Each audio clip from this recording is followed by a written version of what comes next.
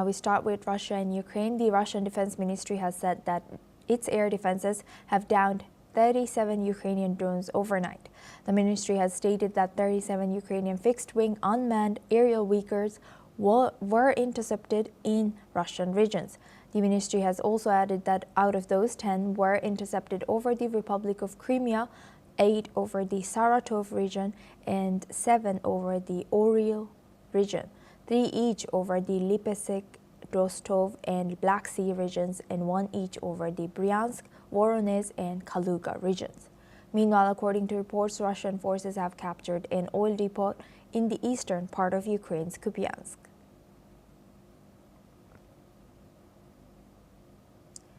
Now for this discussion, we welcome Professor Vasilin Popovsky. He's a professor and vice dean at Jindal Global Law School, joins us live from New Delhi. Thank you very much, Professor, for joining us again on this topic. Good to see you. Professor, now looking at this again, how is Russia's reported downing of Ukrainian drones affecting European security perceptions and NATO's strategic posture in response to this conflict? Well, 37 drones are down, but we don't know how many are not down, and it's not a big number. So it's basically a very regular news. There will be more. Every day there will be more drones over Russia. And not only in those regions that you mentioned, Crimea, Rostov, Kaluga, Oryol, but also all over. Moscow can expect drones, Petersburg can expect drones, all Russians can expect drones until they agree on a ceasefire. That's the message here. There is no other message. NATO is united, the European Union is united, the world is united against those aggressors in Kremlin that have to tell the generals to stop the fire and to go home.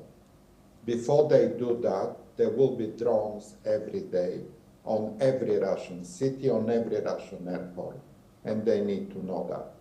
This is very clear here. Now, not much change on the battlefield. You mentioned Kupiansk. That's kind of a city on the front line, which over the last 2.5 years, there are fights all over Kupiansk, all over Pokrovsk, all over Debropilia, and all over Chasiv Yar. By the way, Chasiv Yar was reported to be captured back by the Ukrainians. You know, Ukrainians don't report every day what they did. They only report big news when something significant happened. Russians want to report every day because their president, Putin, is absolutely desperate for any good news. So downing 37 drones for Putin is a kind of a news they want to report today, but that means nothing, zero, in terms of any achievement on the battlefield. And as the battlefield is so frozen and there is no movement much either, well, there are small movement one way or another, it also suggests that there is a time to stop all of this. But to stop all of this, we need the will of Vladimir Putin. It's one man that needs to stop all this nightmare, and his name is Vladimir Putin. Everybody else in the world should sanction Russia, should support Ukraine, should stop talking to Putin, apart from telling him to withdraw and to stop the war. That's the only message Putin understands. Yes. And Professor, I also wanted to take know your perspective on the corruption scandal that's unfolding in Ukraine of the $100 million energy scandal. How could these allegations of large-scale corruption in Ukraine in this time when Ukraine needs a lot of alliances to help with their military, how do you think it will affect energy sector of Ukraine and affect foreign aid inflows to Ukraine?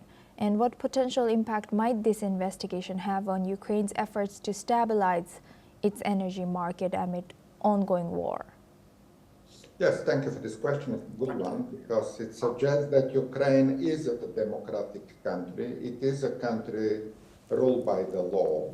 And only those countries investigate anti-corruption that are democratic, where there is a public opinion and where transparency, accountability do matter.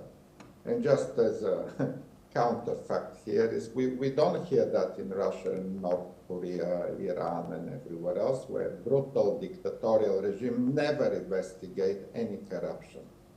So that's the answer here. Ukraine is a democratic country. It will investigate the evidence, the intelligence, the leakage, and that information will go to the proper authorities in terms of investigating, find out what happened, and eventually sanctioning if there is a proof that those corruption acts were happening. So that's my answer here. Well, in a sense, Ukraine used to be part of the Soviet Union over a long period of time, and somehow that also is part of the answer here. There is a lot still to do in Ukraine, in other former parts of the Soviet Union, in terms of anti-corruption, in terms of changing towards a system that is accountable, transparent, and so on.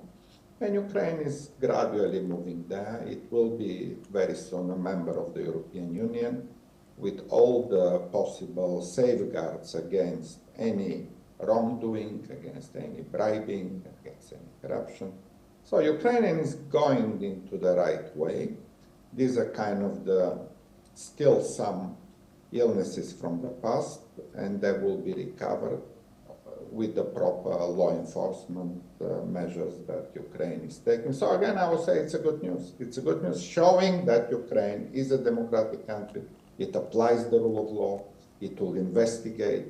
It will find out what happened, and things will move on.